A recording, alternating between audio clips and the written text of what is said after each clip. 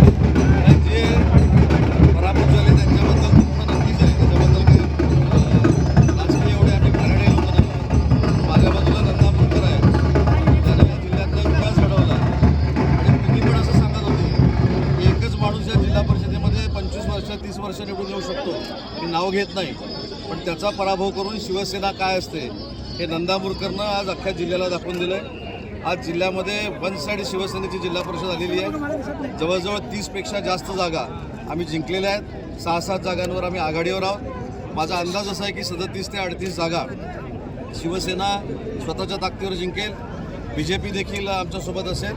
आणि आज UBTचं जे पानिपत झालं आहे, त्यांचे 39 सदस्य होते या जिल्हा परिषदेमध्ये आम्ही असताना.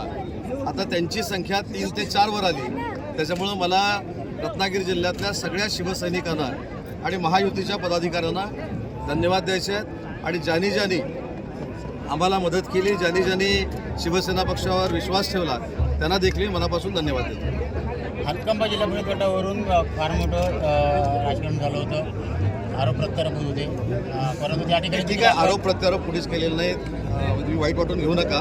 वातावरण तुम्हीच तयार केलेलं होतं. पण पाली जिल्हा परिषद गट हे माझं घर आहे. ठीक आहे, परशुराम कदमने देखील जिल्हा परिषद गटामध्ये अतिशय चांगली लढत दिली, त्याचं मी मनापासून कौतुक करतो. त्याच्याबद्दल दुमत असण्याचं काही कारण नाही. आज माझ्या दृष्टीनं संघर्ष जो होता कार्यकर्त्यांमधला तो संपलेला आहे. पण पाली जिल्हा परिषद गटमध्ये देखील उदय सामंत सांगतो तोच निवडून येतो हे पुन्हा एकदा जिल्हा परिषदेने सिद्ध करून दाखवतो.